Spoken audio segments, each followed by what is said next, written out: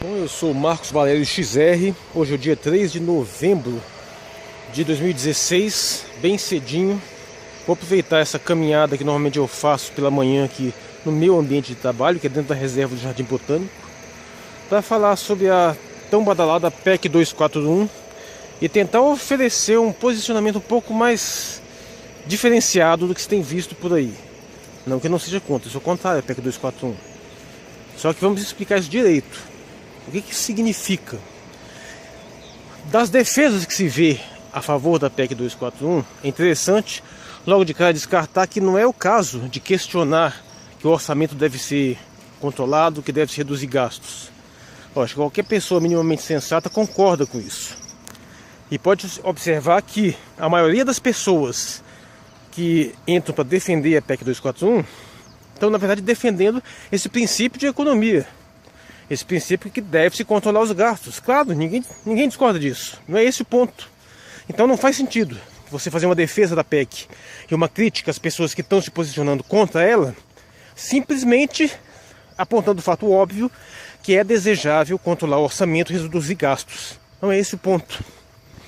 Eu acho que ninguém é contrário a essa, entre aspas, justificativa para a PEC, né? Coloco entre aspas porque estou certo de que essa é apenas uma desculpa. O objetivo da PEC, na verdade, é outro. Então esse é o primeiro ponto.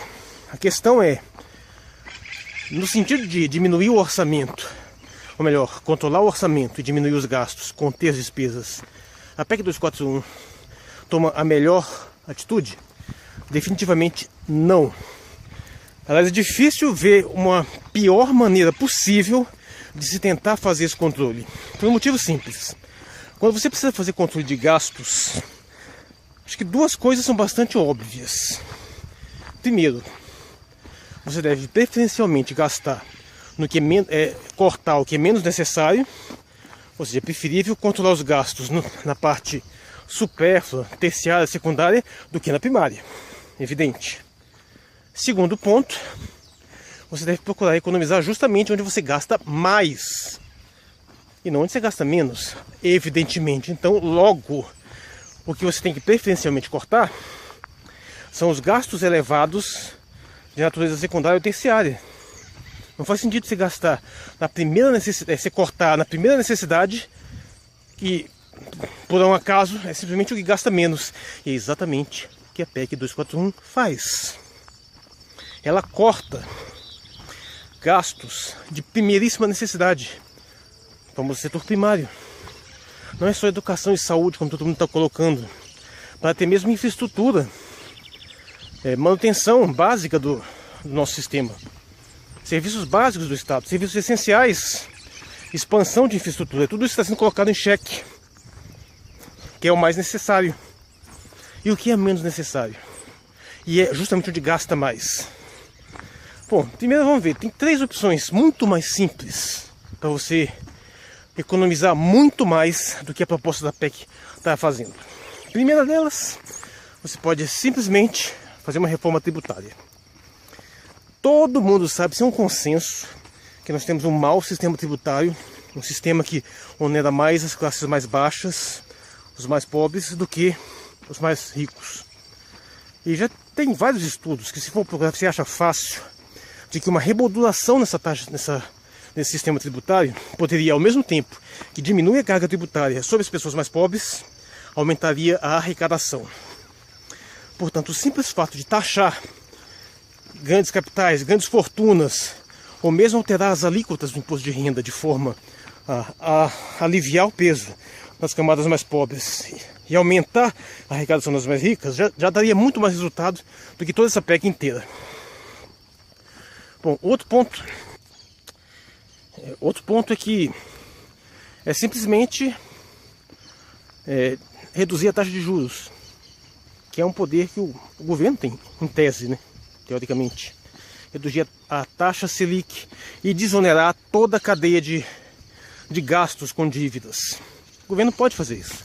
Na realidade, acho que 1 ou 2% de redução da taxa de juros do Brasil, que é a maior do mundo, seria mais do que suficiente para produzir uma economia superior ao de todas as medidas da PEC.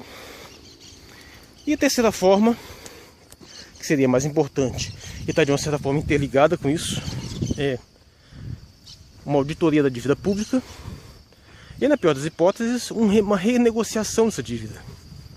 Por quê? Porque a maior parte do dinheiro dos nossos impostos, a maior parte do nosso PIB vai para pagar juros da dívida. Veja só, não é para pagar a dívida, é para manter a dívida infinitamente, para que quem explora o serviço da dívida continue ganhando dinheiro de uma forma fácil e deletéria para toda a sociedade. Mas todos esses 3 pontos que eu coloquei, redução da taxa de juros, reforma tributária e auditoria da dívida pública, nenhum deles foi levantado e nem vai ser por esse governo aí, talvez nenhum. Por quê? Porque são todas coisas que estão a favor do sistema financeiro, coisas que garantem a exploração econômica por meio do rentismo. Que é o rentismo? É o modo que as grandes fortunas encontraram de replicar suas riquezas e multiplicar suas riquezas produzindo absolutamente nada.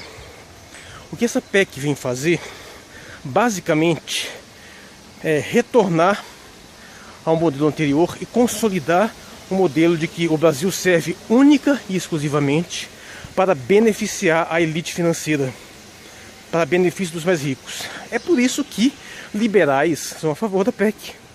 Porque todo e qualquer liberal hoje em dia, não importa se é um neoliberal, um anarcocapitalista, um libertário, todos eles têm um único objetivo, uma única função: garantir os interesses e os privilégios das elites financeiras. É para isso que eles servem. Tanto faz se eles são manipulados, que aliás é o caso da maioria, são inocentes úteis, que acreditam em baboseiras missianas e robafarianas, sem o menor sentido, sem a menor aplicação na realidade, que servem apenas para viabilizar políticas mais aplicáveis de privatização, de desregulação de capitais, de isentar os mais ricos de impostos, ou seja, todas as políticas que interessam às elites. Ou se eles são simplesmente mal intencionados mesmo, até quando são pobres. Aquele tipo de gente que às vezes é um estudante, às vezes é um desempregado, que nem tem porcaria nenhuma, mas acha que um dia vai ficar rico e já está se preparando para garantir os privilégios para o dia que ele for rico também. Esse é o ponto. A PEC 241, a questão da intenção não importa. Ela não tem o objetivo de realmente fazer uma mera contenção de gastos. Ela tem o objetivo de garantir que os especuladores financeiros, os banqueiros, os usurários da dívida pública tenham os seus privilégios garantidos, acima de tudo. Só que, num certo sentido, até de um ponto de vista liberal, é difícil defender essa PEC.